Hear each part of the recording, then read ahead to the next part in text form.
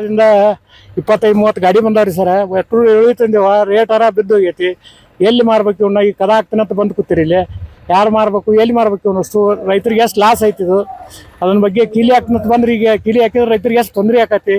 ಇದ್ರ ಬಗ್ಗೆ ಎಲ್ಲ ನೀವು ರೈತರು ವಿಚಾರ ಮಾಡ್ಬೇಕು. ಇವರು ಸರ್ಕಾರದವರು ಈ ಗದಗಿನಿಂದ ಬಂದಿದ್ದೀನಿ ಅಂತಂದ್ರೆ ಯಾವ ಬಿಟ್ರಿ? ಗದಗ ನಿನ್ನೆ ರಾತ್ರಿ 10 ಗಂಟೆ ಬಿಟ್ಟಿವ್ರಿ ಸರ್. ಹ್ಞೂ ರೀ. ಇವತ್ತು ನೋಡಿದ್ರೆ ಇಲ್ಲಿ ಬೀಗ ಹಾಕ್ತೀನಿ. ಇವತ್ತು ಮುಂಜಾನೆ ಬೀಗ ಹಾಕ್ತಂತ ಅನೌನ್ಸ್ ಮಾಡಕತ್ತಾರ. ಈ ನಮ್ಮ ಗದ್ದೆ ರೈತರ ಗತಿ ಏನು, ಒಟ್ಟು ಗಡ್ಡಿ ಗತಿ ಏನು ಹಾಲಿಂದು? ಎಷ್ಟು ವರ್ಷದಿಂದ ಬರ್ತಿದ್ರಿ ಈರುಳ್ಳಿನ ಇಲ್ಲೇ ಮಂಡಿಗೆ? ಹ್ಞೂ ಸುಮಾರು ವರ್ಷದಿಂದ ಇಲ್ಲೇ ಚಾಲು ಐತ್ರಿ ಸರ್. ನಮ್ಮ ಈರುಳ್ಳಿ ದರ ವರ್ಷ ಬಂದೇ ಬರ್ತದೆ ಇಲ್ಲಿ. ಏನ ಈಗ ಮುಂಜಾನೆ ಹೊಡೆದನ ಹರಿಯಾಗ್ಯದ ಅನೌನ್ಸ್ ಮಾಡಕತ್ತಿದ್ರೆ ನಮ್ಮ ಈರುಳ್ಳಿ ಗಾಡಿಗಳು ಇಲ್ಲಿ ಹೋಗ್ಬೇಕು, ನಮ್ಮ ಮಾಲ್ ಇಲ್ಲಿ ಹೋಗ್ಬೇಕು. ಏನ್ ಮಾಡ್ಬೇಕು? ಎಷ್ಟು ಬೆಲೆ ಬಾಳ್ತದ್ರಿ ನಿಮ್ದು? ಓರಿ ಎಷ್ಟು ಬೆಲೆ ಬಾಳ್ತದೆ ಇದ್ರೆ ಒಂದೊಂದ್ ಗಾಡಿಗೆ 1.5 ಲಕ್ಷ 2 ಲಕ್ಷ ಹೇಳಿದ್ರು. ಈಗ ಏನು ಇವತ್ತು ರೇಟ್ ಬಿದ್ದೈತಿ, ಸ್ವಲ್ಪ ಕಮ್ಮಿ ಐತಿ.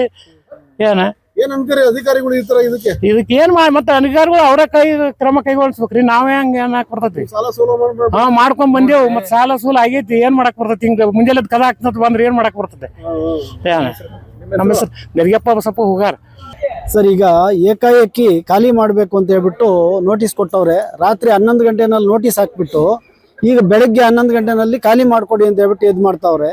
ರೈತರೆಲ್ಲ ತುಂಬ್ಕೊಂಡು ಬಂದಿದ್ದಾರೆ. ಅವ್ರ ಮಾಲ್ ಎಲ್ಲಿ ಹಾಕ್ಬೇಕು, ಎಲ್ಲಿ ಇಳಿಸ್ಬೇಕು, ಯಾವುದೇ ಮಾಹಿತಿ ಇಲ್ಲದಿರಾ, ಕಾಲಾವಕಾಶ ಕೊಡ್ದಿರಾ ಏಕಾಏಕಿ ಖಾಲಿ ಮಾಡಕ್ ಕೇಳ್ತಾವ್ರೆ. ನಮ್ಗೆ ಆತಂಕ ಆಗಿದೆ. ಜೀವನ ನಡ್ಸೋಕ್ಕೂ ಕಷ್ಟ ಆಗ್ಬಿಟ್ಟಿದೆ. ಈ ತರ ಆತಂಕ ಕೊಡೋ ಬದಲು ಬೇರೆ ಇನ್ನೇನಾದ್ರೂ ಮಾಡೋದು ಅವ್ರಿಗೆ ಒಳ್ಳೇದು ಸರ್. ಇದು ಸರ್ ಅವ್ರಿಗೆ ಕಾಲಾವಕಾಶ ಮುಗಿದಿದೆ ಅಂತ ಹೇಳ್ಬಿಟ್ಟು ಸರ್, ಅವ್ರು 55 ತಿಂಗಳು ಮುಗಿದಿದೆ ಅಂತ ಹೇಳ್ಬಿಟ್ಟು ಇದು ಮಾಡ್ತಾ ಇದ್ದಾರೆ. 55 ತಿಂಗಳಲ್ಲ, 150 ತಿಂಗಳು ಬಾಡಿಗೆ ಕಟ್ಸ್ಕೊಂಡಿದ್ದಾರೆ. ನಾವು ವ್ಯಾಪಾರನೂ ಮಾಡ್ತಾ ಇದೀವಿ, ಬಾಡಿಗೆನೂ ಕಟ್ತಾ ಇದೀವಿ.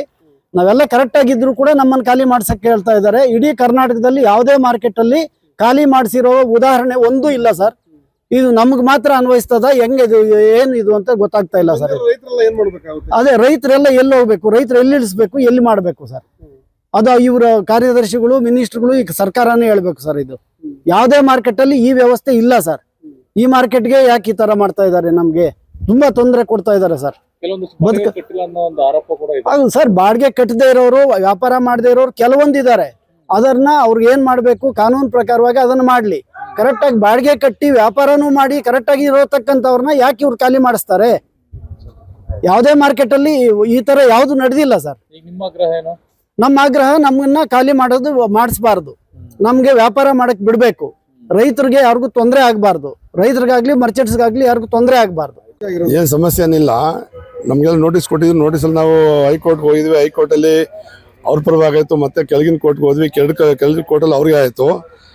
ನಮ್ಗೆ ಸ್ಟೇ ಸಿಕ್ತು. ಮತ್ತೆ ಅದು ನಮ್ದು ವಜಾ ಆಗಿದೆ. ಈಗ ಮತ್ತೆ ಹೈಕೋರ್ಟ್ಗೆ ನಾವು ಅಪೀಲು ಹೋಗಿದ್ದೀವಿ, ಮತ್ತೆ ರಿಟ್ಟು ಹಾಕಿದ್ದೀವಿ. ಕೇಸ್ ಇದೆ. ಇತ್ಯರ್ಥ ಆಗೋವರೆಗೂ ಯಾವುದೇ ಕಾರಣಕ್ಕೂ ಯಾರಿಗೂ ತೊಂದರೆ ಕೊಡಬೇಡಿ. ಇತ್ಯರ್ಥ ಆಗಲಿ. ಕೆಳಗಿನ ಕೋರ್ಟ್ ಇದೆ, ಹೈಕೋರ್ಟ್ ಇದೆ, ಸುಪ್ರೀಂ ಕೋರ್ಟ್ ಅವ್ರಿಗಿದೆ. ನ್ಯಾಯಾಲಯ ಇರೋದು ಅದಕ್ಕೋಸ್ಕರನೇ, ಬೇರೆ ಇನ್ಯಾವುದಕ್ಕೋಸ್ಕರ ಅಲ್ಲ. ನ್ಯಾಯಕ್ಕೆ ಇರೋದು. ಬರೀ ಏಕಾಏಕಿ ನೀವು ಈ ಥರ ಹೊತ್ತಕ್ಕೆ ಮತ್ತೆ ರೈತರಿಗೆಲ್ಲ ತೊಂದರೆ ಕೊಟ್ಟರು. ಮತ್ತೆ ಅವರೆಲ್ಲ ಎಲ್ಲಿ ಹೋಗ್ಬೇಕು? ನೀವು ರೈತರಿಗೆ ಇನ್ಫಾರ್ಮೇಶನ್ ಕೊಟ್ಟಿಲ್ಲ, ನಮಗೂ ಇನ್ಫಾರ್ಮೇಶನ್ ಕೊಟ್ಟಿಲ್ಲ. ಕೋರ್ಟಲ್ಲಿ ಅಕಸ್ಮಾತ್ ಆಗಿದ ತಕ್ಷಣ ಬೇರೆ ಕೋರ್ಟು ಇದೆ ಅನ್ನೋಂತಂದ್ರೆ ತಿಳ್ಕೊಬೇಕು ತಾನೆ. ಹೈಕೋರ್ಟು, ಸುಪ್ರೀಂ ಕೋರ್ಟ್ ಏನೇ ಆಗಲಿ ಕೊನೆ ಅಂತ ತೀರ್ಮಾನ ಆಗೋವರೆಗೂ ಯಾವುದೇ ಕ್ರಮ ಕೈಗೊಳ್ಳಬಾರ್ದಂತ ಈ ವಿಚಾರದಲ್ಲಿ ನಮ್ಮ ಮಾನ್ಯ ಕೃಷಿ ಮಂತ್ರಿ ಶಿವಾನಂದ ಪಾಟೀಲ್ ಅವ್ರಿಗೆ ಎಚ್ಚರಿಕೆ. ದಯವಿಟ್ಟು ಇದನ್ನ ನೀವು ತಡೆಗಟ್ಟಬಿಡಿ. ಸೆಕ್ರೆಟರಿ ಇದೆ ದರ್ಬಾರ್ ಇದು. ಸೆಕ್ರೆಟರಿ ಅವರೇ ದಯವಿಟ್ಟು ಇದನ್ನ ಓವರ್ಟೇಕ್ ಮಾಡ್ತಾ ಇದ್ದಾರೆ. ಮಿನಿಸ್ಟರ್ ಗಮನಕ್ಕೂ ತರದಿನ ಮಾಡ್ತಾ ಇದ್ದಾರೆ. ಅದಕ್ಕೋಸ್ಕರ ಅವತ್ತು ಮಿನಿಸ್ಟರ್ ಅವರು ಹೇಳಿದ್ರು ನಮಗೆ ನಿಮ್ಗೆಲ್ಲ ಏನು ತೊಂದರೆ ಮಾಡಲ್ಲ ಅಂತ ವಾಗ್ದಾನ ಕೊಟ್ಟಿದ್ದಾರೆ ಮಿನಿಸ್ಟರ್ ಅವರು. ಇದೇ ಶಿವಾನಂದ ಪಾಟೀಲ್ ನಾವು ಹೋಗಿದ್ದೀವಿ. ಅದಕ್ಕೋಸ್ಕರ ಶಿವಾನಂದ ಪಾಟೀಲ್ ಎಚ್ಚರಿಕೆ ಹೇಳ್ತಾ ಇದ್ದೀವಿ. ದಯವಿಟ್ಟು ವರ್ತಕರಿಗೆ, ರೈತರಿಗೆ ತೊಂದರೆ ಆಗ್ತಾ ಇದೆ. ಇದನ್ನ ಗಮನ ಇಟ್ಕೊಂಡು ಯಾವುದೇ ಕಾರಣಕ್ಕೂ ಹೈಕೋರ್ಟ್ ಆಗಲಿ ಸುಪ್ರೀಂ ಕೋರ್ಟ್ ಆಗಲಿ ತೀರ್ಮಾನ ಆಗೋವರೆಗೂ ಇದೇನು ಕೈ ಹೋಗಬೇಡಿ, ಹಂಗೆ ಇರಲಿ. ಆದೇಶ ಮಾಡಿದ್ದಾರೆ, ಅನೌನ್ಸ್ ಮಾಡ್ತಾ ಇದ್ದಾರೆ ಸರ್. ಅದಕ್ಕೆ ನಮ್ಗೆ ಆತಂಕ ಆಗಿದೆ. ರೈತರಿಗೂ ಇದು ಮಾಹಿತಿ ಇಲ್ಲ, ನಮಗೂ ಮಾಹಿತಿ ಇಲ್ಲ. ಕೋರ್ಟಲ್ಲಿ ಆಗಿದೆ. ಕೋರ್ಟಿಂದ ನಮ್ಗೆ ಇನ್ನೊಂದು ರಿಟ್ಟು ಹಾಕಿದೀವಿ, ಮತ್ತೆ ಅಪೀಲು ಇದೆ. ಇದರಿಂದ ಎಲ್ಲ ತೀರ್ಮಾನ ಆಗೋರು ಯಾವುದೇ ಕಾರಣಕ್ಕೂ ಯಾರಿಗೂ ತೊಂದರೆ ಕೊಡಬಾರ್ದು ಅನ್ನೋ ಉದ್ದೇಶ ಸರ್ ನಮ್ದು.